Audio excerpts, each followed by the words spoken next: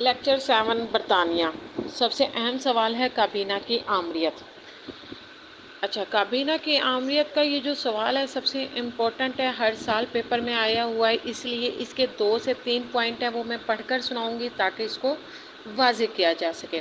Number 1 میں ہم وہی تعارف لکھیں گے۔ تعارف کے اندر لکھیں گے برطانیہ برطانوی سیاسی نظام میں آئینی سربراہ ملکہ ہے، لیکن عملی طور پر حکومت کے تمام معاملات کابینہ کے ذریعے چلائے جاتے ہیں۔ قانون سازی اور تمام انتظامی امور کابینہ میں سر انجام دیتی ہے۔ 19ویں صدی میں کابینہ کے اختیارات اس قدر زیادہ نہ تھے جس قدر اب ہیں۔ نہ کوئی کابینہ کا مستقل سیکریٹریٹ تھا اور نہ ہی کوئی کابینہ کی سرگرمیوں میں حصہ لیتا تھا، لیکن 1911 اور 1949 کی پارلیمنٹ الیکشن نے دارالامرہ کی اختیارات کو بہت زیادہ کم کرکے دارالعوام کے اختیارات میں بے پناہ اضافہ کر دیا۔ وقت گزرنے کے ساتھ ساتھ کابینہ کے اختیارات میں بے پناہ اضافہ ہو گیا اور برطانوی سیاسی نظام میں کابینہ کو مرکزی حیثیت حاصل ہو گئی۔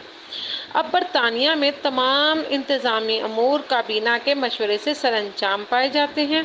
ہر قسم کے قانون سازی کابینہ میں کی ذمہ داری ہوتی ہے۔ اچھا، نمبر 2 پر اس کے اندر جو پوائنٹ لکھیں گے وہ لکھیں گے برطانیہ میں کابینہ کا چناؤ۔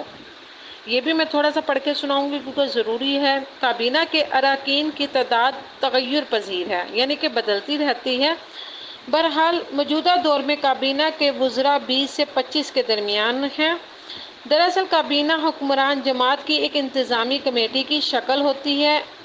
عام انتخابات کے بعد ملکہ دارالعوام میں اکثریتی پارٹی کے سربراہ کو حکومت سازی کی دعوت دیتی ہے۔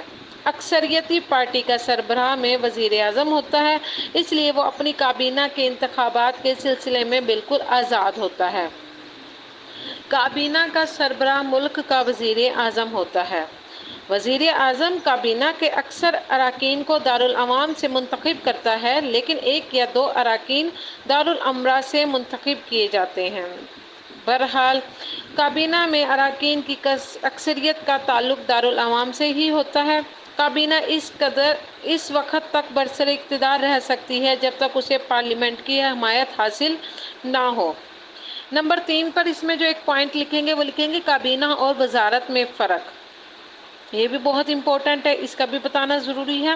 کابینہ اور وزارت کو اکثر طالب علم ایک ہی معنوں میں خیال کرتے ہیں، لیکن کابینہ اور وزارت میں واضح فرق ہے۔ کابینہ عام انتخابات میں جو سیاسی جماعت دارالعوام میں اکثریت حاصل کرتی ہے اس کے کچھ سرکردہ اراکین مل کر ایک کمیٹی تشکیل دیتے ہیں جسے کابینہ کہتے ہیں، جبکہ وزارت کابینہ سے عددی لحاظ سے بڑی ہوتی ہے، یعنی کہ تعداد میں بڑی ہوتی ہے۔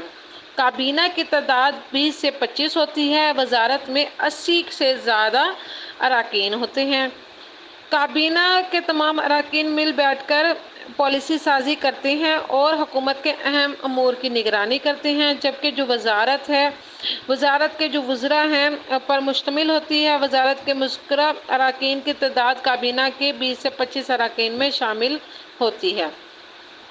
یہ تھے امپورٹنٹ جو پوائنٹ تھے وہ میں نے آپ کو پڑھ کے سنا دیے۔ اب آ جاتے ہیں واپس آؤٹ لائن کی طرف۔ نمبر 1 پر ہے تعارف، نمبر 2 پر ہے برطانیہ میں کابینہ کا چناؤ، نمبر 3 پر ہے کابینہ اور وزارت میں فرق، نمبر 4 پر اب ہم مین سوال لکھیں گے کابینہ کی آمریت۔ سب ہیڈنگ ہے: اے سیاسی جماعتوں کی تنظیم، بی 2 جماعتی نظام، سی برخاستگی کا اختیار، ڈی حکمت عملی کے اصول، ای مالیاتی نظام، ایف تفویض شدہ قانون سازی، جی ہنگامی حالات، ایچ کابینہ مرکزی حیثیت، آئی حکمران جماعت سے تعلق، جے وزراء کی مشترکہ ذمہ داریاں کے انتظامی انصاف، ایل دارالعوام کو معزول کرنے کے اختیارات، این پارلیمانی قوانین، اور نمبر 5 پر لاسٹ میں جو سب سے آخر میں لکھیں گے وہ لکھیں گے حاصل کلام۔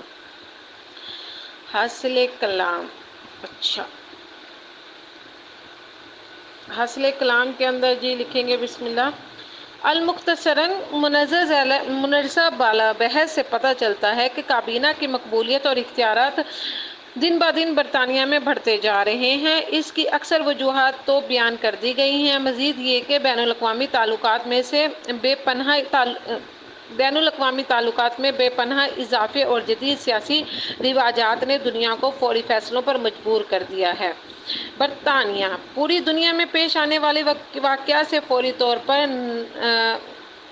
نبض آزما ہونے کے لیے کابینہ کے تجربہ کار اور قابل افراد کے فیصلوں پر انحصار کرتا ہے۔ اس لیے کابینہ برطانوی سیاسی نظام میں مرکزی نگاہ ہے، لیکن برطانوی کابینہ کو آمر کا نام دینا یا اسے ہٹلر یا میزولینی جیسے آمر سمجھنا بالکل غلط ہوگا، کیونکہ برطانیہ کی جو کابینہ کسی صورت بھی طاقت کے زور پر برطانوی حکومت پر حکومت نہیں کر سکتی۔ یہ ہمارا کابینہ کی اہمیت کا سب سے اہم سوال تھا، جو میں نے بڑی ڈیٹیل کے ساتھ آپ کو بتا دیا۔ Thank you.